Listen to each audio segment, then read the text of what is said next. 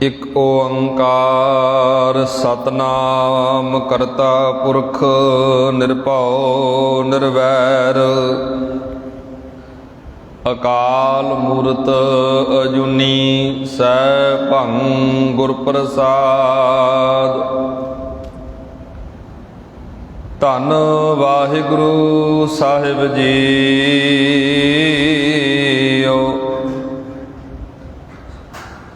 ਅਬਰ ਮੋਏ ਕਿਆ ਸੋ ਕਰੀਜੈ, ਤਉ ਕੀਜੈ ਜੋ ਆਪਨ ਜੀਜੈ।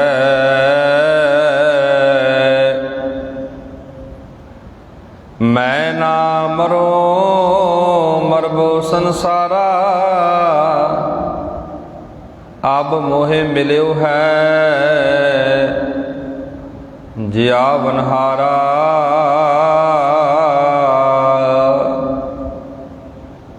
ਰਹਾਉ ਯਾ ਦੇਹੀ ਪਰਮਲ ਮਹਿ ਕੰਦਾ,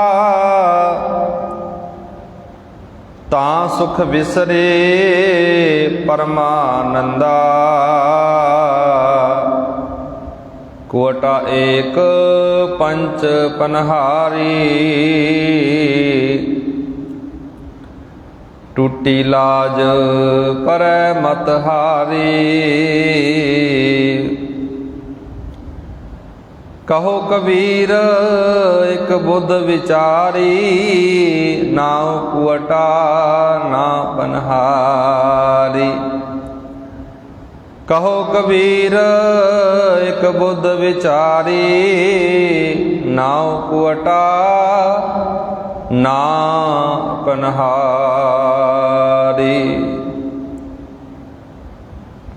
ਪਰਮ ਸਨਮਾਨਯੋਗ ਜੁਗੋ ਜੁਗ ਅਟਲ ਚਵਰ ਤਖਤ ਦੇ ਮਾਲਕ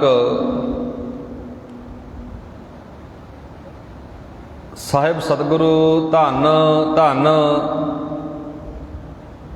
ਗੁਰੂ ਗ੍ਰੰਥ ਸਾਹਿਬ ਜੀ ਮਹਾਰਾਜ, ਤਿੰਨਾਂ ਦੀ ਹਜ਼ੂਰੀ ਅੰਦਰ ਜੁੜ ਮਿਲ ਬੈਠੇ ਅਤ ਸਤਿਕਾਰਯੋਗ ਸਨਮਾਨਯੋਗ ਸਤਸੰਗੀ ਜਨੋ, ਬਹੁਤ ਹੀ ਵਡਭਾਗੇ ਹਾਂ ਜੋ ਕਿ ਰੋਜ਼ਾਨਾ ਹੀ ਲੜੀਵਾਰ ਕਥਾ ਵਿਚਾਰ ਦੇ ਨਾਲ ਜੁੜਦੇ ਹਾਂ। ਲੜੀਵਾਰ ਚੱਲ ਰਹੀ ਕਥਾ ਵਿਚਾਰ ਗੌੜੀ ਕਬੀਰ ਜੀ ਗੁਰੂ ਗ੍ਰੰਥ ਸਾਹਿਬ ਦਾ ਪਾਵਨ ਪਵਿੱਤਰ ਅੰਕ 325। ਆਓ ਗੁਰੂ ਪਿਆਰ ਵਾਲਿਓ, ਲੜੀਵਾਰ ਸ਼ਬਦ ਵਿਚਾਰ ਨਾਲ ਜੁੜਨ ਤੋਂ ਪਹਿਲਾਂ ਜਿੰਨੀ ਵੀ ਸੰਗਤ ਧੰਨ ਧੰਨ ਗੁਰੂ ਤੇਗ ਬਹਾਦਰ ਮਹਾਰਾਜ ਤਿੰਨਾਂ ਦੇ ਦਰਬਾਰ ਅੰਦਰ ਜੁੜ ਕੇ ਬੈਠੀ ਹੈ, ਸਾਰੀ ਸੰਗਤ ਹੋਵੇ ਇਕਾਗਰ ਚਿੱਤ। ਦੋਵੇਂ ਹੱਥ ਜੋੜ ਕੇ ਆਖੋ ਜੀ ਵਾਹਿਗੁਰੂ ਜੀ ਕਾ ਖਾਲਸਾ ਵਾਹਿਗੁਰੂ ਜੀ ਕੀ ਫਤਿਹ। ਲੜੀਵਾਰ ਭਗਤ ਕਬੀਰ ਜੀ ਦਾ ਗੌੜੀ ਰਾਗ ਦੇ ਅੰਦਰੋਂ 12 ਨੰਬਰ ਸ਼ਬਦ ਹੈ ਜੀ। ਭਗਤ ਕਬੀਰ ਜੀ ਨੇ ਇਸ ਪਾਵਨ ਪਵਿੱਤਰ ਸ਼ਬਦ ਅੰਦਰ ਸਾਡੇ ਸਨਮੁਖ ਬਹੁਤ ਕੀਮਤੀ ਵਿਚਾਰ ਰੱਖੀ ਹੈ। ਭਗਤ ਕਬੀਰ ਜੀ ਕਹਿ ਰਹੇ ਨੇ, ਜਿਸ ਮਨੁੱਖ ਨੂੰ ਜ਼ਿੰਦਗੀ ਦਾਤਾ ਪ੍ਰਭੂ ਮਿਲ ਪਏ, ਜ਼ਿੰਦਗੀ ਦੇਣ ਵਾਲਾ ਜੀਵਨ ਦੇਣ ਵਾਲਾ ਉਹ ਪਰਮਾਤਮਾ ਮਿਲ ਪਏ, ਉਹ ਵਿਸ਼ੇ ਵਿਕਾਰਾਂ ਦਾ ਸੁੱਖ ਮਾਨਣ ਵਿੱਚ ਲੱਗ ਕੇ ਪ੍ਰਭੂ ਵੱਲੋਂ ਮੁਰਦਾ ਨਹੀਂ ਹੁੰਦਾ। ਭਾਵ ਇਹਦਾ ਕੀ ਹੈ ਕਿ ਉਹ ਵਿਸ਼ੇ ਵਿਕਾਰਾਂ ਵਿੱਚ ਗਲਤ ਪਾਸੇ ਨਹੀਂ ਤੁਰਦਾ, ਮਾੜੇ ਕਰਮ ਨਹੀਂ ਕਰਦਾ, ਭੈੜੀ ਮੱਤ ਨਹੀਂ ਬਣਾਉਂਦਾ। ਸਤਿਗੁਰੂ ਕਬੀਰ ਜੀ ਕਹਿੰਦੇ ਵਿਕਾਰਾਂ ਵੱਲੋਂ ਭੈੜੇ ਕੰਮਾਂ ਵੱਲੋਂ ਮੁਰਦਾ ਹੋ ਜਾਂਦਾ, ਮਰ ਜਾਂਦਾ ਹੈ। ਸਤਿਗੁਰੂ ਜੀ ਕਹਿ ਰਹੇ ਨੇ ਇੱਕ ਮੁਰਦਾ ਉਹ ਹੈ ਜੋ ਪਰਮਾਤਮਾ ਵੱਲੋਂ ਵਿਛੜ ਗਿਆ, ਜਿਹਨੇ ਆਪਣੀ ਜ਼ਿੰਦਗੀ ਵਿੱਚੋਂ ਵਾਹਿਗੁਰੂ ਨੂੰ ਭੁਲਾ ਦਿੱਤਾ। ਸਤਿਗੁਰੂ ਜੀ ਕਹਿੰਦੇ ਉਹ ਵੀ ਮੁਰਦਾ ਹੋ ਗਿਆ, ਮਰ ਗਿਆ। ਆਓ ਗੁਰੂ ਪਿਆਰ ਵਾਲਿਓ, ਸਤਿਗੁਰੂ ਕਬੀਰ ਜੀ ਇੱਥੇ ਰਹਾਉ ਵਾਲੇ ਵੰਦ ਅੰਦਰ ਕਹਿ ਰਹੇ ਨੇ, ਮੈਂ ਨਾ ਮਰੋ ਮਰਬੋ ਸੰਸਾਰਾ, ਅਬ ਮੋਹੇ ਮਿਲਿਓ ਹੈ ਜਿਆਵਨ ਹਾਰਾ। ਭਗਤ ਕਬੀਰ ਜੀ ਰਹਾਓ ਵਾਲੇ ਬੰਦ ਅੰਦਰ ਕਹਿ ਰਹੇ ਨੇ, ਮੈਂ ਹੋਰਨਾਂ ਦੇ ਮਰਨ ਤੇ ਸੋ ਕਰਨ ਦਾ ਮੈਨੂੰ ਕੀ ਲਾਭ। ਜੇ ਕੋਈ ਦੁਨੀਆ ਛੱਡ ਕੇ ਜਾ ਰਹੇ ਨੇ, ਸੰਸਾਰ ਤੋਂ ਅਲਵਿਦਾ ਕਹਿ ਰਹੇ ਨੇ, ਉਹਨਾਂ ਦਾ ਮਰਨ ਦਾ ਮੈਨੂੰ ਤਾਂ ਕੋਈ ਲਾਭ ਨਹੀਂ ਹੈ ਨਾ। ਅੱਗੇ ਸਤਿਗੁਰ ਕਬੀਰ ਜੀ ਕਹਿ ਰਹੇ ਨੇ, ਮੇਰੇ ਆਤਮਾ ਦੀ ਕਦੇ ਮੌਤ ਨਹੀਂ ਹੋਵੇਗੀ। ਜਿਹੜੀ ਮੇਰੀ ਆਤਮਾ ਹੈ, ਧਿਆਨ ਨਾਲ ਸੁਣਿਓ, ਸਤਿਗੁਰ ਕਬੀਰ ਜੀ ਕਹਿੰਦੇ ਮਰਦਾ ਪਤਾ ਕੀ ਹੈ? ਮਰਦਾ ਬੰਦੇ ਦਾ ਮਨ ਹੈ। ਕਦੇ ਵਿਕਾਰਾਂ ਵਿੱਚ ਮਰ ਜਾਂਦਾ ਹੈ, ਕਦੇ ਮਾੜੇ ਕੰਮਾਂ ਵਿੱਚ ਮਰ ਜਾਂਦਾ ਹੈ। ਜਿਹੜੀ ਆਤਮਾ ਹੈ, ਆਤਮਾ ਕਦੇ ਮਰਿਆ ਨਹੀਂ ਕਰਦੀ। ਕਬੀਰ ਜੀ ਕਹਿੰਦੇ, ਸਤਿਗੁਰ ਕਬੀਰ ਜੀ ਅੱਗੇ ਸਮਝਾ ਰਹੇ ਨੇ ਆਪਾਂ ਨੂੰ, ਮੁਰਦਾ ਉਹ ਹਨ, ਉਹ ਜੀਵ ਹਨ, ਉਹ ਮਨੁੱਖ ਹਨ ਜੋ ਜਗਤ ਦੇ ਧੰਦਿਆਂ ਵਿੱਚ ਫਸੇ ਹੋਏ ਹਨ। ਹੁਣ ਧਿਆਨ ਦੇਣਾ ਜੀ, ਸਤਿਗੁਰ ਕਬੀਰ ਜੀ ਕੰਮ ਤੋਂ ਨਹੀਂ ਮਨਾ ਕਰਦੇ। ਧੰਦਿਆਂ ਦਾ ਅਰਥ ਕੀ ਹੈ? ਚਸਕਿਆਂ ਦੇ ਵਿੱਚ, ਵਿਕਾਰਾਂ ਦੇ ਵਿੱਚ, ਮਾੜੇ ਕੰਮਾਂ ਦੇ ਵਿੱਚ ਫਸੇ ਹੋਏ ਹਨ। ਕਬੀਰ ਜੀ ਇੱਥੇ ਕੰਮ ਤੋਂ ਮਨਾ ਨਹੀਂ ਕਰ ਰਹੇ। ਜਦੋਂ ਅਸੀਂ ਪ੍ਰਮਾਤਮਾ ਨੂੰ ਵਿਸਾਰ ਦਿੰਦੇ ਹਾਂ, ਰੱਬ ਨੂੰ ਵਿਸਾਰ ਦਿੰਦੇ ਹਾਂ, ਵਾਹਿਗੁਰੂ ਨੂੰ ਵਿਸਾਰ ਦਿੰਦੇ ਹਾਂ, ਪ੍ਰਮਾਤਮਾ ਦੀ ਯਾਦ ਨੂੰ ਭੁਲਾ ਕੇ ਜੋ ਵੀ ਕੰਮ ਕਰਦੇ ਹਾਂ, ਉਹਨੂੰ ਕਬੀਰ ਜੀ ਧੰਦਾ ਕਹਿੰਦੇ ਨੇ। ਕਿਉਂਕਿ ਜੇ ਕੋਈ ਵੀ ਕਾਰਜ ਕਰਦਾ, ਕੋਈ ਵੀ ਕੰਮ ਕਰਦਾ, ਤੇਰੇ ਪ੍ਰਮਾਤਮਾ ਚੇਤੇ ਹੈ, ਵਾਹਿਗੁਰੂ ਚੇਤੇ ਆ, ਤੇਰਾ ਕੰਮ ਮਾੜਾ ਨਹੀਂ ਹੈ। ਕਿਉਂਕਿ ਸਤਿਗੁਰੂ ਪਾਤਸ਼ਾਹ ਜੀ ਦੀ ਬਾਣੀ ਦਾ ਵਚਨ ਹੈ, ਜੋ ਤੁਧ ਭਾਵੈ ਸਾਈ ਭਲੇ ਕਾਰ। ਕੰਮ ਕਿਹੜਾ ਕਰੀਏ ਵਾਹਿਗੁਰੂ? ਜੋ ਤੈਨੂੰ ਭਾ ਜਾਵੇ, ਜੋ ਤੈਨੂੰ ਚੰਗਾ ਲੱਗੇ ਉਹ ਕੰਮ ਕਰੀਏ। ਫਰੀਦ ਸਾਹਿਬ ਵੀ ਕਹਿੰਦੇ ਨੇ ਨਾ, ਫਰੀਦਾ ਜਿੰਨੀ ਕੰਮੀ ਨਾਹੇ ਗੁਣ, ਤੇ ਕਮੜੇ ਵਿਸਾਰ, ਮਤ ਸ਼ਰਮਿੰਦਾ ਥੀ ਵਈ ਸਾਈਂ ਦੇ ਦਰਬਾਰ। ਜਿਨ੍ਹਾਂ ਕੰਮਾਂ ਤੋਂ ਵਿੱਚੋਂ ਕੋਈ ਲਾਭ ਨਹੀਂ ਨਿਕਲਦਾ, ਕੋਈ ਗੁਣ ਨਹੀਂ ਪ੍ਰਾਪਤ ਹੁੰਦਾ, ਫਰੀਦ ਜੀ ਕਹਿੰਦੇ ਉਹ ਕੰਮ ਛੱਡ ਦੇਣੇ ਚਾਹੀਦੇ ਨੇ, ਉਹ ਕੰਮ ਕਰਨੇ ਨਹੀਂ ਚਾਹੀਦੇ। ਜੋ ਸਾਨੂੰ ਪ੍ਰਮਾਤਮਾ ਨਾਲੋਂ, ਵਾਹਿਗੁਰੂ ਨਾਲੋਂ ਤੋੜਦੇ ਨੇ, ਵਿਛੋੜਦੇ ਨੇ, ਸਤਿਗੁਰ ਕਬੀਰ ਜੀ ਕਹਿੰਦੇ ਉਹ ਕੰਮ ਜ਼ਿੰਦਗੀ ਵਿੱਚ ਕਦੇ ਨਾ ਕਰ। ਕਿਉਂਕਿ ਉਹ ਕੰਮ ਤੈਨੂੰ ਆਚਰਣ ਤੋਂ, ਕਿਰਦਾਰ ਤੋਂ, ਉਸ ਸਾਈਂ ਵੱਲੋਂ, ਪ੍ਰਮਾਤਮਾ ਵੱਲੋਂ ਡੇਗ ਦਿੰਦੇ ਨੇ। ਇੱਥੇ ਇਸ ਕਰਕੇ ਕਬੀਰ ਜੀ ਕਹਿ ਰਹੇ ਨੇ ਇਸ ਪਾਵਨ ਪਵਿੱਤਰ ਬਚਨ ਅੰਦਰ, ਮੈਂ ਨਾ ਮਰੋ ਮਰਬੋ ਸੰਸਾਰਾ। ਹੁਣ ਮੈਂ ਮਰਦਾ ਨਹੀਂ ਆ, ਆਤਮਿਕ ਤੌਰ ਤੇ ਮੈਂ ਮਰਦਾ ਨਹੀਂ। ਦੇਖੋ, ਇੱਕ ਹੁੰਦਾ ਜੀ ਸਰੀਰ ਦਾ ਮਰ ਜਾਣਾ, ਇੱਕ ਹੁੰਦਾ ਜ਼ਮੀਰ ਦਾ ਮਰ ਜਾਣਾ, ਇੱਕ ਹੁੰਦਾ ਸ਼ਬਦ ਵਿੱਚ ਮਰ ਜਾਣਾ। ਕਬੀਰ ਜੀ ਕਹਿੰਦੇ ਮੈਂ ਨਾ ਮਰੋ, ਮੈਂ ਨਾ ਮਰੋ, ਮੈਂ ਮਰਦਾ ਨਹੀਂ ਹਾਂ। ਕਬੀਰ ਜੀ ਕਹਿੰਦੇ ਸਰੀਰ ਕਰਕੇ ਤਾਂ ਕਬੀਰ ਜੀ ਅੱਜ ਸਾਡੇ ਵਿੱਚ ਨਹੀਂ ਹਨ। ਚੇਤੇ ਕਰਿਓ, ਸ਼ਬਦਾਂ ਨੂੰ ਧਿਆਨ ਨਾਲ ਸਮਝੋ। ਕਿਉਂਕਿ ਜਿੱਥੇ ਅਸੀਂ ਗੁਰਬਾਣੀ ਦੇ ਅੱਖਰੀ ਅਰਥਾਂ ਨੂੰ ਪੜ੍ਹਦੇ ਆ ਨਾ, ਇੱਕ ਗੁਰਬਾਣੀ ਦਾ ਭਾਵ ਹੁੰਦਾ ਜੀ। ਕਈ ਆਪਾਂ ਸਮਾਜ ਅੰਦਰ ਵਿਚਰਦੇ ਆ, ਸੂਝਵਾਨ ਲੋਕਾਂ ਕੋਲ, ਸਿਆਣੇ ਲੋਕਾਂ ਕੋਲ, ਬੁੱਧੀਮਾਨ ਲੋਕਾਂ ਕੋਲ ਬਹਿਨੇ ਆਪਾਂ, ਕਈ ਵਾਰ ਇਸ਼ਾਰਿਆਂ ਦੇ ਨਾਲ ਵੀ ਗੱਲ ਸਮਝ ਆ ਜਾਂਦੀ ਹੈ। ਕਈ ਵਾਰ ਕੁਝ ਗੱਲਾਂ ਉਦਾਹਰਨਾਂ ਰਾਹੀਂ ਸਮਝਾਈਆਂ ਜਾਂਦੀਆਂ ਨੇ। ਕਬੀਰ ਜੀ ਦਾ ਜਿਹੜਾ ਇਸ਼ਾਰਾ ਇਹ ਕਹਿ ਰਹੇ ਨੇ, ਕਬੀਰ ਜੀ ਕਹਿ ਰਹੇ ਨੇ, ਭਗਤ ਕਬੀਰ ਜੀ, ਮੈਂ ਨਾ ਮਰੋ, ਮੈਂ ਆਤਮਿਕ ਤੌਰ ਤੇ ਕਦੇ ਮਰਦਾ ਨਹੀਂ ਹਾਂ, ਸੁਰਜੀਤ ਹਾਂ, ਜਿਉਂਦਾ ਹਾਂ। ਠੀਕ ਹੈ, ਅੱਜ ਸਾਡੇ ਅੰਦਰ ਸਰੀਰ ਕਰਕੇ ਨਹੀਂ ਹਨ ਕਬੀਰ ਜੀ। ਸਰੀਰ ਕਰਕੇ ਆਏ, ਜਿੰਨਾ ਕੁ ਉਹਨਾਂ ਨੂੰ ਆਰਜ਼ੂ ਮਿਲੀ, ਉਮਰ ਮਿਲੀ, ਭੋਗ ਕੇ ਚਲੇ ਗਏ। ਮੈਂ ਨਾ ਮਰੋ ਮਰਬੋ ਸੰਸਾਰਾ। ਪਰ ਕਬੀਰ ਜੀ ਕਹਿੰਦੇ ਸੰਸਾਰ ਆ ਨਾ, ਜਿਹੜਾ ਸੰਸਾਰ ਮਰਦਾ ਜਾ ਰਿਹਾ ਹੈ। ਹੁਣ ਚੇਤੇ ਕਰਿਓ, ਸੰਸਾਰ ਕਿਹੜੇ ਪੱਖ ਤੋਂ ਮਰਦਾ ਹੈ? ਦੁਨੀਆ ਕਿਹੜੇ ਪੱਖ ਤੋਂ ਮਰਦੀ ਹੈ? ਕਬੀਰ ਜੀ ਨੇ ਇਹ ਵੀ ਕਹਿ ਦਿੱਤਾ, ਦੁਨੀਆ ਕਿਹਦੇ ਵਿੱਚ ਮਰ ਰਹੀ ਹੈ? ਆਤਮਿਕ ਮੌਤ। ਮਨ ਕਰਕੇ ਰੱਬ ਨਾਲੋਂ ਜਦੋਂ ਟੁੱਟ ਜਾਂਦੇ ਹਾਂ, ਵਾਹਿਗੁਰੂ ਨਾਲੋਂ ਜਦੋਂ ਟੁੱਟ ਜਾਂਦੇ ਹਾਂ, ਅਸੀਂ ਮਰ ਜਾਂਦੇ ਹਾਂ ਜੀ। ਆਪਾਂ ਸੋਦਰ ਬਾਣੀ ਵਿੱਚ ਇਹ ਰੋਜ਼ਾਨਾ ਬਚਨ ਪੜ੍ਹਦੇ ਹਾਂ, ਆਖਾਂ ਜੀਵਾਂ ਬਿਸਰੈ ਮਰ ਜਾਉ। ਆਖਣ ਔਖਾ ਸਾਚਾ ਨਾਉ।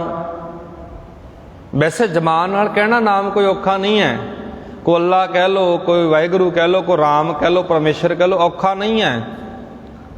ਪਰ ਇਸ ਨਾਮ ਉੱਤੇ ਚੱਲਣਾ, ਇਹ ਬਚਨ ਧਿਆਨ ਨਾਲ ਸੁਣਿਓ, ਆਖਣ ਔਖਾ ਸਾਚਾ ਨਾਉ। ਕਿਉਂ ਕਿਹਾ ਮਹਾਰਾਜ ਨੇ? ਸੱਚਾ ਨਾਮ ਕਹਿਣਾ ਔਖਾ ਕਿਉਂ ਲੱਗਦਾ ਹੈ? ਕਿਉਂਕਿ ਉਸ ਨਾਮ ਦੇ ਅਧੀਨ, ਉਸ ਪਰਮਾਤਮਾ ਦੇ ਅਧੀਨ ਸਾਡੇ ਕੋਲੋਂ ਚੱਲਿਆ ਨਹੀਂ ਜਾਂਦਾ, ਇਸ ਕਰਕੇ ਨਾਮ ਔਖਾ ਲੱਗਦਾ ਹੈ। ਜੋ ਗੁਰਬਾਣੀ ਕਹਿੰਦੀ ਹੈ, ਸਤਿਗੁਰੂ ਜੀ ਕਹਿੰਦੇ ਨੇ, ਜੋ ਕਬੀਰ ਜੀ ਕਹਿੰਦੇ ਨੇ, ਉਹਦੇ ਅਧੀਨ ਚੱਲਿਆ ਨਹੀਂ ਜਾਂਦਾ। ਜੋ ਗੁਰੂ ਅਰਜਨ ਸਾਹਿਬ ਮਹਾਰਾਜ ਇਸ ਪਾਵਨ ਪਵਿੱਤਰ ਬਚਨ ਅੰਦਰ ਕਹਿ ਰਹੇ ਨੇ, ਪਾਤਸ਼ਾਹ ਜੀ ਕਹਿ ਰਹੇ ਨੇ, ਜੇ ਮੈਂ ਸੁਰਜੀਤ ਤਾਂ ਜਿਉਂਦਾ ਹਾਂ ਤੇਰੇ ਨਾਮ ਦੇ ਨਾਲ, ਆਤਮਿਕ ਤੌਰ ਤੇ ਜਿਉਂਦਾ ਹਾਂ। ਅੱਗੇ ਸਤਿਗੁਰੂ ਕਬੀਰ ਜੀ ਕਹਿ ਰਹੇ ਨੇ, ਅਬ ਮੋਏ ਮਿਲਿਓ ਹੈ ਜਿਆਵਨ ਹਾਰਾ। ਹੁਣ ਮੈਨੂੰ ਜਿਉਣ ਵਾਲਾ, ਮੈਨੂੰ ਆਤਮਿਕ ਜੀਵਨ ਦੇਣ ਵਾਲਾ ਮਿਲ ਗਿਆ ਪਰਮਾਤਮਾ, ਕਿਉਂਕਿ ਹੁਣ ਮੈਂ ਦਰ ਦਰ ਤੇ ਮਰਦਾ ਨਹੀਂ ਹਾਂ, ਮੈਂ ਦਰ ਦਰ ਤੇ ਭਟਕਦਾ ਨਹੀਂ ਹਾਂ। ਹੁਣ ਮੇਰੀ ਅੰਦਰ ਦੀ ਜਿਹੜੀ ਜ਼ਮੀਰ ਆ ਜਾਗ ਪਈ ਹੈ। ਅੱਗੇ ਸਤਿਗੁਰੂ ਕਬੀਰ ਜੀ ਪਹਿਲੇ ਬੰਦ ਅੰਦਰ ਕਹਿ ਰਹੇ ਨੇ ਜੀ, ਧਿਆਨ ਨਾਲ ਸੁਣਿਓ, ਥੋੜਾ ਇਹ ਸ਼ਬਦ ਆ ਥੋੜਾ ਸਮਝਣ ਵਿੱਚ ਤੁਹਾਨੂੰ ਔਖਿਆਈ ਆਵੇਗੀ, ਕਿਉਂਕਿ ਕੁਝ ਬਾਣੀ ਦੇ ਭਾਵ ਅਰਥ ਵੀ ਨੇ ਜੀ, ਕੁਝ ਬਾਣੀ ਦੇ ਅੱਖਰੀ ਅਰਥ ਵੀ ਨੇ। ਇਹ ਸ਼ਬਦ ਰੈਗੂਲਰ ਉਹਨਾਂ ਨੂੰ ਸਮਝ ਆਉਂਦਾ ਜਿਹੜੇ ਖੁਦ ਬਾਣੀ ਨਾਲ ਜੁੜੇ ਹੋਏ ਨੇ।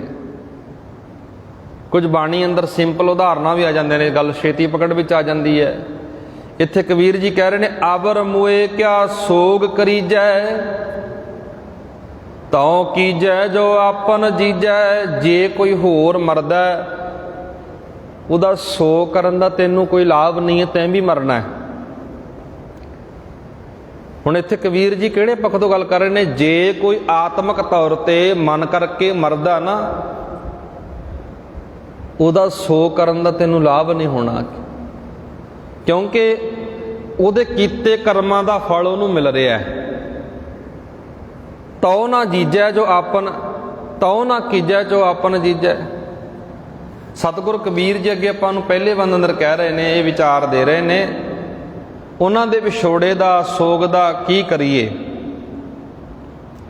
ਜੋ ਆਪ ਇੱਥੇ ਜਿਉਂਦੇ ਰਹਿਣਾ ਹੋਵੇ।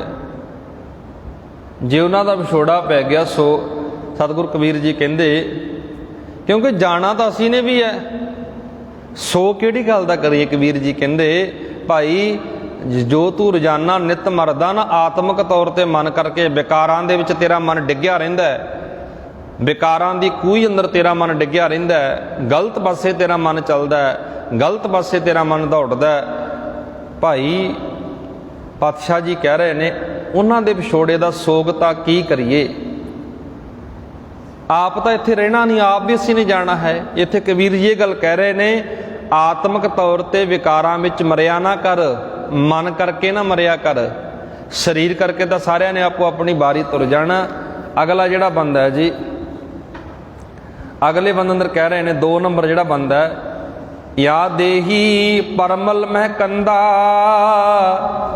ਤਾਂ ਸੁਖ ਵਿਸਰੇ ਪਰਮਾਨੰਦਾ।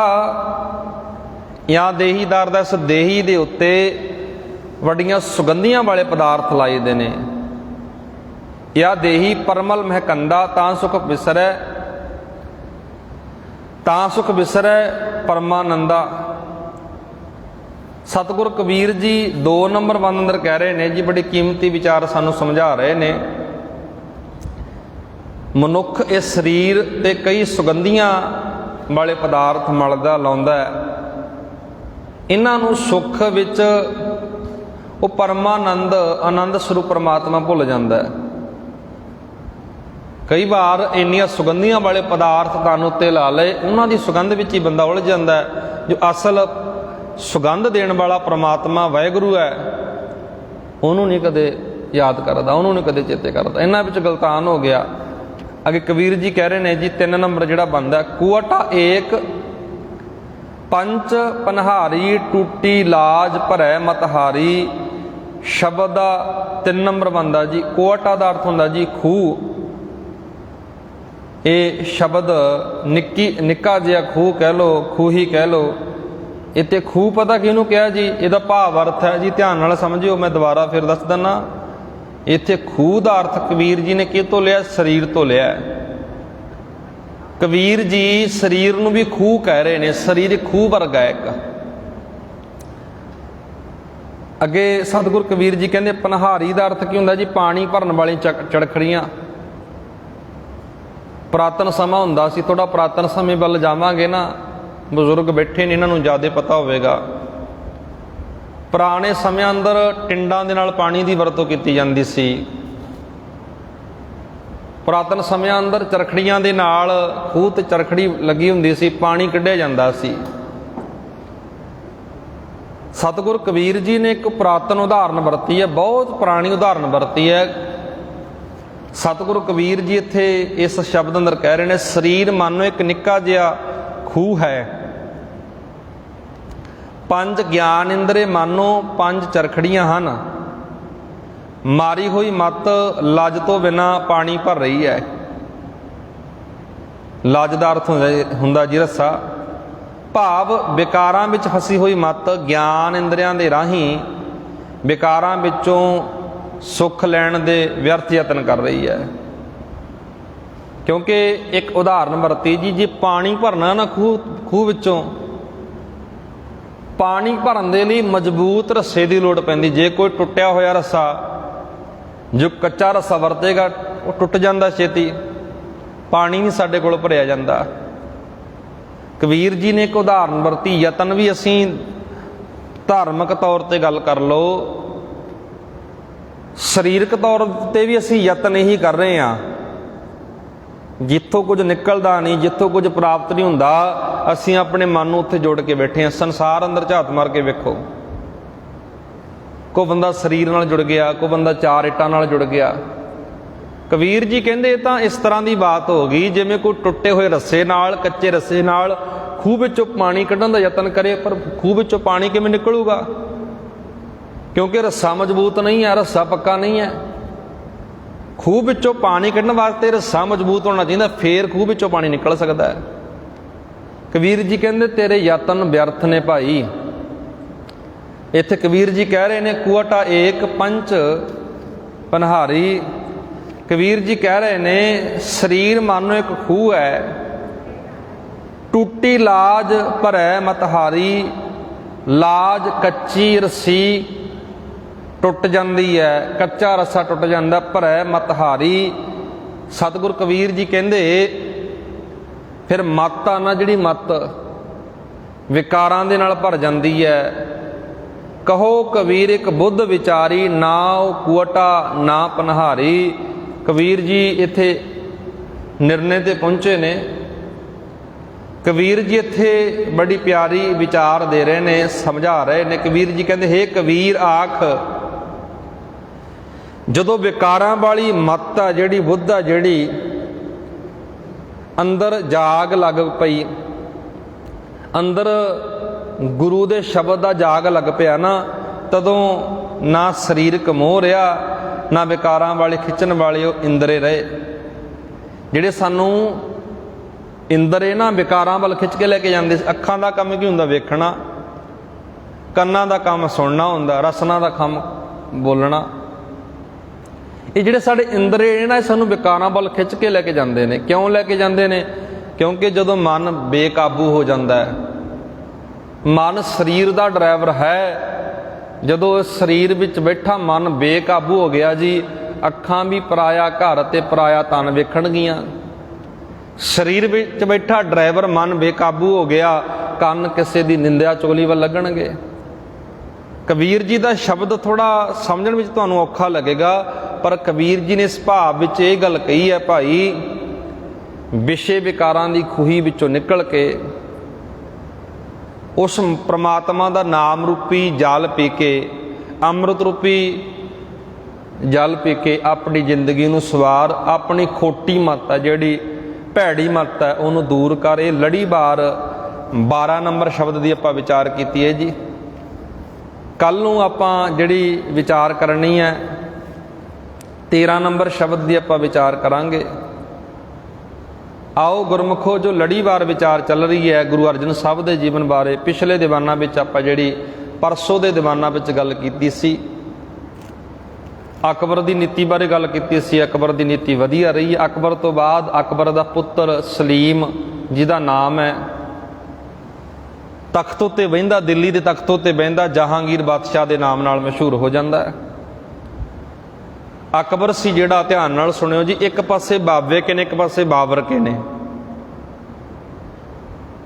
ਅਕਬਰ ਦੀ ਜਿਹੜੀ ਨੀਤੀ ਥੋੜ੍ਹੀ ਵਧੀਆ ਰਹੀ ਹੈ, ਚੰਗੀ ਰਹੀ ਹੈ। ਪੱਖਪਾਤ ਨਹੀਂ ਕਰਦਾ ਸੀ ਅਕਬਰ। ਅਕਬਰ ਇਹ ਚਾਹੁੰਦਾ ਸੀ ਵੀ ਜਿਹੜੀ ਰਾਜ ਗੱਦੀ ਹੈ ਮੈਂ ਆਪਣੇ ਪੋਤਰੇ ਖੁਸਰੋ ਨੂੰ ਦੇਵਾਂ। ਖੁਸਰੋ ਕੌਣ ਸੀ? ਜਹਾਂਗੀਰ ਦਾ ਪੁੱਤਰ। ਅਕਬਰ ਦਾ ਪੋਤਰਾ ਸੀ ਜੀ ਖੁਸਰੋ। ਜਹਾਂਗੀਰ ਸੀ ਜਿਹੜਾ ਸਮੇਂ ਦਾ ਬਾਦਸ਼ਾਹ ਬਣਦਾ ਹੈ। ਇਹ ਯਸ਼ੀ ਸ਼ਰਾਬੀ ਕਬਾਬੀ ਬਾਦਸ਼ਾਹ ਸੀ। ਅਕਬਰ ਦੇ ਕੁਝ ਦਰਬਾਰੀ ਵੀ ਚਾਹੁੰਦੇ ਸੀ ਵੀ ਜੇ ਕਿਤੇ ਅਕਬਰ ਦਾ ਪੁੱਤਰ ਬਾਦਸ਼ਾਹ ਬਣ ਜੇ, ਰਾਜਗੱਦੀ ਦੇ ਬਹਿ ਜੇ, ਸਾਨੂੰ ਮੌਜਾਂ ਲੱਗ ਜਾਣਗੀਆਂ। ਕਿਉਂਕਿ ਅਕਬਰ ਦਾ ਕੰਮ ਕੀ ਸੀ? ਅਕਬਰ ਦਾ ਜੇ ਕੋਈ ਕੰਮ ਸਹੀ ਨਹੀਂ ਕਰਦਾ ਸੀ ਉਹਨੂੰ ਸਜ਼ਾ ਵੀ ਦਿੱਤੀ ਜਾਂਦੀ ਸੀ। ਜਹਾਂਗੀਰ ਆਪ ਖੁਦ ਮੰਦੇ ਆਚਰਣ ਵਾਲਾ ਸੀ। ਹੁਣ ਅੱਗੇ ਜਿਹੜੀ ਆਪਾਂ ਵਿਚਾਰ ਕਰਨੀ ਹੈ, 27 ਅਪ੍ਰੈਲ 1606 ਨੂੰ ਇਹ ਖੁਸਰੋ ਹੀ ਜਿਹੜਾ ਫੜਿਆ ਜਾਂਦਾ ਹੈ, ਇਹਨੂੰ ਕੈਦ ਵਿੱਚ ਰੱਖਿਆ ਜਾਂਦਾ ਹੈ। ਕੈਦ ਸੋਧਰੇ ਦੀ ਧਰਤੀ ਤੇ ਭੇਜ ਦਿੱਤਾ, ਕੈਦ ਕੀਤਾ ਗਿਆ ਇਸ ਖੁਸਰੋ ਨੂੰ। ਇਹ ਜਹਾਂਗੀਰ ਦਾ ਹੀ ਬੇਟਾ ਸੀ। ਉਸ ਤੋਂ ਬਾਅਦ ਵਿਰੋਧੀ ਜਿਹੜੇ ਲੋਕ ਨੇ ਕਿਸ ਤਰ੍ਹਾਂ ਦੀ ਚਾਲ ਕੱਢਦੇ ਨੇ ਗੁਰੂ ਅਰਜਨ ਸਾਹਿਬ ਨੂੰ ਸ਼ਹੀਦ ਕਰਾਉਣ ਵਾਸਤੇ। ਜਹਾਂਗੀਰ ਵਰਗੇ ਗੁਰੂ ਅਰਜਨ ਸਾਹਿਬ ਨੂੰ ਸ਼ਹੀਦ ਕਰਾਉਣ ਵਾਸਤੇ ਕਿਸ ਤਰ੍ਹਾਂ ਦੀਆਂ ਚਾਲਾਂ ਵਿਉਂਤਾਂ ਕੱਢਦੇ ਨੇ। ਸ਼ੇਖ ਅਹਿਮਦ ਸਰਹੰਦੀ ਬਾਰੇ ਆਪਾਂ ਪਿੱਛੇ ਵਿਚਾਰ ਕੀਤੀ ਸੀ। ਸ਼ੇਖ ਅਹਿਮਦ ਸਰਹੰਦੀ ਇਹ ਸਰਹੰਦ ਦੇ ਇਲਾਕੇ ਦਾ ਰਹਿਣ ਵਾਲਾ ਸੀ। ਇਹ ਬਹੁਤ ਕੱਟੜ ਵਿਅਕਤੀ ਸੀ। ਇਹ ਗੈਰ ਮੁਸਲਮਾਨ ਹੁੰਦੇ ਜਿਨ੍ਹਾਂ ਨੇ ਇਸਲਾਮ ਧਾਰਨ ਨਹੀਂ ਕੀਤਾ ਸੀ, ਉਹਨਾਂ ਲੋਕਾਂ ਪ੍ਰਤੀ ਬਹੁਤ ਮੰਦੇ ਸ਼ਬਦ, ਮੰਦੀ ਭਾਵਨਾ ਰੱਖਦਾ ਸੀ। ਇਹ ਗੱਲ ਜਦੋਂ ਅਸੀਂ ਪੜ੍ਹਦੇ ਵਿਚਾਰਦੇ ਨੇ, ਇਹਦੀ ਤੁਸੀਂ ਸ਼ੇਖ ਅਹਿਮਦ ਸਰਹੰਦੀ ਦੀਆਂ ਕਦੇ ਚਿੱਠੀਆਂ ਪੜ੍ਹ ਕੇ ਵੇਖ ਲਿਓ, ਕਿੰਨਾ ਜ਼ਹਿਰ ਇਹਨੇ ਘੋਲਿਆ, ਕਿੰਨਾ ਜ਼ਹਿਰ ਉਗਲਿਆ ਇਸ ਵਿਅਕਤੀ ਨੇ। ਇਹਦੀ ਚਿੱਠੀਆਂ ਤੋਂ ਪਤਾ ਲੱਗਦਾ। ਇਹ ਆਪਣੀ ਇੱਕ ਚਿੱਠੀ ਵਿੱਚ ਲਿਖਦਾ, ਇਸਲਾਮ ਦੀ ਸ਼ੋਭਾ ਤੇ ਇੱਜ਼ਤ ਇਸੇ ਵਿੱਚ ਹੈ ਕਿ ਜਿਹੜੇ ਕਾਫਰ ਨੇ, ਕਾਫਰ ਲੋਕਾਂ ਨੂੰ ਖੁਆਰ ਕੀਤਾ ਜਾਵੇ, ਜਿਹੜੇ ਇਸਲਾਮ ਧਾਰਨ ਨਹੀਂ ਕਰਦੇ ਉਹਨਾਂ ਲੋਕਾਂ ਨੂੰ ਜ਼ਲੀਲ ਕੀਤਾ ਜਾਵੇ, ਤੰਗ ਕੀਤਾ ਜਾਵੇ। ਇਹਦੇ ਵਿੱਚ ਇਸਲਾਮ ਦੀ ਇੱਜ਼ਤ ਹੋਵੇਗੀ। ਸ਼ੇਖ ਅਹਿਮਦ ਸਰਹੰਦੀ ਕਹਿੰਦਾ, ਸਰਹੰਦੀ ਇਹ ਗੱਲ ਕਹਿੰਦਾ ਵੀ ਜਿਹੜੇ ਇਸਲਾਮ ਧਾਰਨ ਨਹੀਂ ਕਰਦੇ ਉਹਨਾਂ ਲੋਕਾਂ ਨੂੰ ਖੁਆਰ ਕੀਤਾ ਜਾਵੇ, ਧੱਕੇ ਨਾਲ ਉਹਨਾਂ ਤੋਂ ਇਸਲਾਮ ਕਬੂਲ ਕਰਾਇਆ ਜਾਵੇ। ਹੋਰ ਇਹਨੇ ਬਹੁਤ ਮੰਦੇ ਕਰਮ ਕੀਤੇ, ਭੈੜੇ ਕੰਮ ਕੀਤੇ। ਇਹੀ ਇਹਦਾ ਜਿਹੜਾ ਕੱਟੜਤਾ ਇਹ ਹੈ ਵੀ ਸਾਰੇ ਕਿਤੇ ਇਸਲਾਮ ਦਾ ਬੋਲਬਾਲਾ ਹੋਵੇ। ਇੱਕ ਹੋਰ ਚਿੱਠੀ ਵਿੱਚ ਇਹ ਅੰਕਿਤ ਹੈ ਕਿ ਹਿੰਦੁਸਤਾਨ ਵਿੱਚ, ਇੱਥੋਂ ਤੱਕ ਜੀ ਹਿੰਦੁਸਤਾਨ ਵਿੱਚ ਗਊ ਹੱਤਿਆ ਵੀ ਕਰਨੀ ਸ਼ੁਰੂ ਕਰ ਦਿੱਤੀ ਸੀ ਇਸਲਾਮੀ ਰਾਜ ਵਿੱਚ। ਹੋਰ ਬੜਾ ਕੁਝ ਕੀਤਾ ਜਾਂਦਾ ਸੀ ਤਾਂ ਕਿ ਇੱਥੇ ਸਾਡਾ ਬੋਲਬਾਲਾ ਹੋਵੇ। ਬਹੁਤ ਇਸ ਤਰ੍ਹਾਂ ਦੇ ਕਦਮ ਚੁੱਕੇ ਜਾਂਦੇ ਸੀ। ਇੱਥੋਂ ਤੱਕ ਇਤਿਹਾਸ ਵਿੱਚ ਇਹ ਵੀ ਗੱਲ ਮਿਲਦੀ ਹੈ, ਸ਼ੇਖ ਫਰੀਦ ਬੁਖਾਰੀ ਵੀ ਇਹਦੇ ਨਾਲ ਦਾ ਬੰਦਾ ਸੀ। ਸ਼ੇਖ ਫਰੀਦ ਬੁਖਾਰੀ ਨੇ ਕਾਂਗੜੇ ਉੱਤੇ ਹਮਲਾ ਕੀਤਾ ਸੀ। ਕਾਂਗੜੇ ਉੱਤੇ ਹਮਲਾ ਕਰਨ ਦੀ ਜਦੋਂ ਇਹਨੇ ਹਮਲਾ ਕੀਤਾ, ਇੱਕ ਇਹਦਾ ਪੁੱਤਰ ਸੀ ਸ਼ੇਖ ਅਹਿਮਦ ਸਰਹੰਦੀ, ਇਹਦਾ ਪੁੱਤਰ ਵੀ ਨਾਲ ਲੱਗਦਾ, ਸ਼ੇਖ ਅਹਿਮਦ ਸਰਹੰਦੀ ਵੀ ਇਹਦੇ ਨਾਲ ਲੱਗਦਾ। ਉਸ ਇੱਕ ਪੱਤਰ ਵੀ ਇਹਨੂੰ ਮਿਲਦਾ। ਉਸ ਪੱਤਰ ਵਿੱਚ ਇਹ ਵੀ ਲਿਖਿਆ ਹੋਇਆ ਸੀ, ਜਦੋਂ ਅਸੀਂ ਪੜ੍ਹਦੇ ਵਿਚਾਰਦੇ ਹਾਂ, ਵੀ ਇੱਥੋਂ ਦੇ ਜਿਹੜੇ ਮੰਦਰ ਨੇ, ਮੂਰਤੀਆਂ ਨੇ, ਸਭ ਕੁਝ ਢਾਹ ਦਿੱਤਾ ਜਾਵੇ। ਇਹਨਾਂ ਜ਼ੁਲਮੀ ਰਾਜ ਇਹਨਾਂ ਬੰਦਿਆਂ ਨੇ, ਇੱਕ ਸ਼ੇਖ ਫਰੀਦ ਬੁਖਾਰੀ ਵਰਗਿਆਂ ਨੇ, ਸ਼ੇਖ ਅਹਿਮਦ ਸਰਹੰਦੀ ਵਰਗਿਆਂ ਨੇ ਬਹੁਤ ਤਸ਼ੱਦਦ ਦਿੱਤਾ, ਤਸੀਹੇ ਦਿੱਤੇ, ਜ਼ਲੀਲ ਕੀਤਾ। ਫਿਰ ਉਸ ਤੋਂ ਬਾਅਦ ਜਦੋਂ ਅਸੀਂ ਅੱਗੇ ਦੀ ਵਿਚਾਰ ਪੜ੍ਹਦੇ ਹਾਂ ਜੀ, ਇੱਕ ਪਾਸੇ ਧੰਨ ਗੁਰੂ ਅਰਜਨ ਸਾਹਿਬ ਮਹਾਰਾਜ ਸਿੱਖੀ ਦਾ ਪ੍ਰਚਾਰ ਕਰ ਰਹੇ ਨੇ, ਲੋੜ ਪੈਣ ਤੇ ਲੋਕਾਂ ਦੀ ਮਦਦ ਵੀ ਕਰਦੇ ਨੇ, ਉਹਨਾਂ ਦੀ ਬਾਹ ਫੜਦੇ ਨੇ, ਉਹਨਾਂ ਦੇ ਸਿਰ ਤੇ ਹੱਥ ਰੱਖਦੇ ਨੇ। ਹੁਣ ਇਹ ਜਿਹੜੇ ਸ਼ੇਖ ਫਰੀਦ ਬੁਖਾਰੀ ਵਰਗੇ ਨੇ, ਸ਼ੇਖ ਅਹਿਮਦ ਸਰਹੰਦੀ ਵਰਗੇ ਨੇ, ਇਹਨਾਂ ਦੇ ਮਨ ਵਿੱਚ ਇਹ ਖਿਆਲ ਹੈ ਵੀ ਸਿੱਖੀ ਦੀ ਲਹਿਰ ਪਹਿਲੀ ਪਾਤਸ਼ਾਹੀ ਤੋਂ ਲੈ ਕੇ ਪੰਜਵੀਂ ਪਾਤਸ਼ਾਹੀ ਆ ਗਈ, ਸਿੱਖੀ ਦੀ ਲਹਿਰ ਵੱਧਦੀ ਜਾ ਰਹੀ ਹੈ। ਜੇ ਸਿੱਖੀ ਦੀ ਲਹਿਰ ਵਿੱਚ ਵਾਧਾ ਹੋ ਗਿਆ ਤਾਂ ਸਾਡਾ ਇੱਥੇ ਕਿਸੇ ਨੇ ਕੋਈ ਬਾਤ ਨਹੀਂ ਪੁੱਛਣੀ।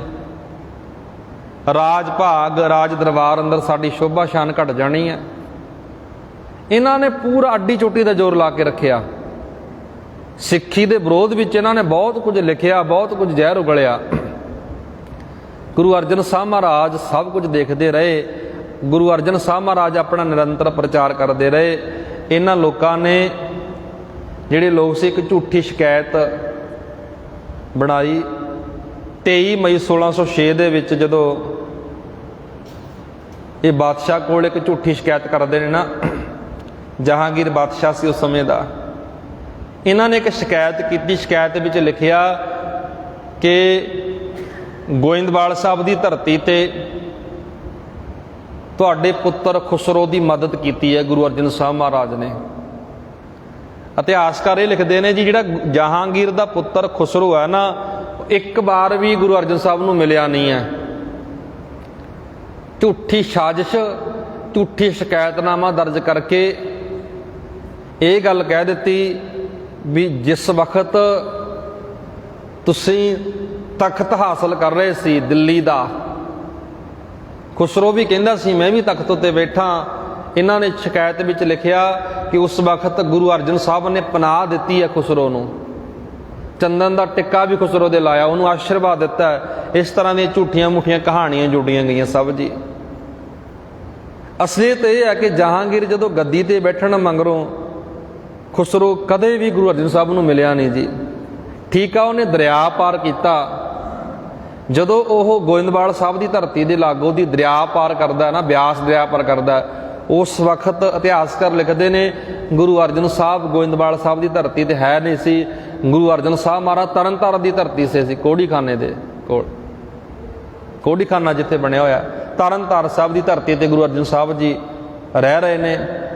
ਪਰ ਝੂਠੀਆਂ ਇਹ ਅਫਵਾਹਾਂ ਉਡਾ ਕੇ ਸਮੇਂ ਦੇ ਜਿਹੜੇ ਸ਼ੇਖ ਫਰੀਦ ਬੁਖਾਰੀ ਵਰਗੇ ਨੇ, ਚੰਦੂ ਵਰਗੇ ਨੇ, ਪ੍ਰਿਥੀਏ ਵਰਗੇ ਨੇ, ਸਿੱਖੀ ਦੇ ਵਿਰੋਧੀ ਲੋਕ ਨੇ ਜੀ, ਉਹਨਾਂ ਨੇ ਝੂਠੀਆਂ ਕਹਾਣੀਆਂ ਬਣਾਉਣੀਆਂ ਸ਼ੁਰੂ ਕਰ ਦਿੱਤੀਆਂ। ਝੂਠੀਆਂ ਕਹਾਣੀਆਂ ਦੇ ਤਹਿਤ ਗੁਰੂ ਅਰਜਨ ਸਾਹਿਬ ਨੂੰ ਇਸ ਝੂਠੇ ਜਾਲ ਵਿੱਚ ਫਸਾਉਣਾ ਸ਼ੁਰੂ ਕਰ ਦਿੱਤਾ। ਜਹਾਂਗੀਰ ਪਹਿਲਾਂ ਜਹਾਂਗੀਰ ਬਾਰੇ ਆਪਾਂ ਜਦੋਂ ਪੜ੍ਹਦੇ ਹਾਂ ਨਾ, ਜਹਾਂਗੀਰ ਤੋਂ ਪਹਿਲਾਂ ਹੀ ਸਿੱਖੀ ਲਹਿਰ ਦੇ ਵਾਧੇ ਤੋਂ ਬਹੁਤ ਤੰਗ ਆ ਚੁੱਕਿਆ ਸੀ, ਤੇਜ ਪ੍ਰਤਾਪ ਤੋਂ ਤੰਗ ਆ ਚੁੱਕਿਆ ਸੀ। ਉਹ ਕਿਸੇ ਬਹਾਨੇ ਸਿੱਖੀ ਦੇ ਪ੍ਰਚਾਰ ਨੂੰ ਜਹਾਂਗੀਰ ਬੰਦ ਕਰਨਾ ਚਾਹੁੰਦਾ ਸੀ, ਕਿਉਂਕਿ ਗੁਰਬਾਣੀ ਵਿੱਚ ਵੀ ਆਪਾਂ ਪੜ੍ਹਦੇ ਹਾਂ ਜੀ, ਗੁਰਬਾਣੀ ਉਹਨਾਂ ਨੂੰ ਕਿਉਂ ਚੁਭਦੀ ਸੀ। ਗੁਰਬਾਣੀ ਵਿੱਚ ਲਿਖਿਆ, ਰਾਜੇ ਸ਼ੀ ਮੁਕੱਦਮ ਕੁੱਤੇ, ਜਾਏ ਜਗਾਇਨ ਬੈਠੇ ਸੁੱਤੇ।